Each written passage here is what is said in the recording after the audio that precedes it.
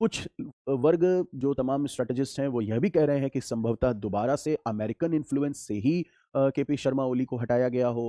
यहाँ पर destabilisation create करने का जो यूएस ऑब्जेक्टिव हो सकता है वो यह हो सकता है कि चाइना और इंडिया पास आ रहे हैं तो इन दोनों के बीच के राष्ट्र को डिस्टेबलाइज कर दिया जाए और यहाँ पे केओस उत्पन्न किया जाए। खैर, भविष्य में क्या होगा वही बताएगा कि यहाँ पर इस पूरे घटनाक्रम के पीछे किसका हाथ है।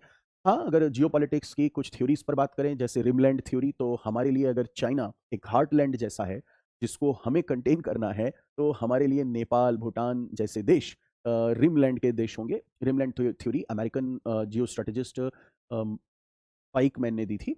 और एक और थ्योरी जो आप कह सकते हैं पॉलिटिकल साइंस में पढ़ाई जाती है आईआर में, रियलिज्म की थ्योरी, जिसका मतलब है कि हर राष्ट्र अपने नेशनल इंटरेस्ट को देखते हुए निर्णय लेता है।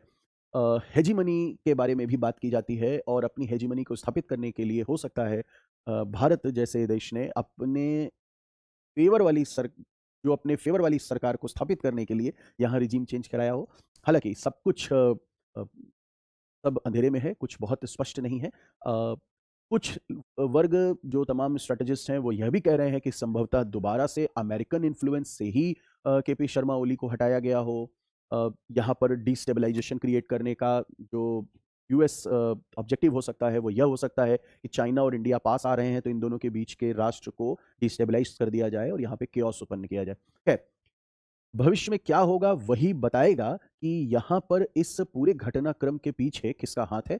हाँ, अगर जियोपॉलिटिक्स की कुछ थ्योरीज पर बात करें जैसे रिमलैंड थ्योरी, तो हमारे लिए अगर चाइना एक हार्टलैंड जैसा है जिसको हमें कंटेन करना है, तो हमारे लिए नेपाल, भूटान जैसे देश रिमलैंड के देश होंगे। रिमलैंड थ्योरी अमेरिकन जियो स्ट्रेटेजिस्ट पाइकमैन ने दी थी।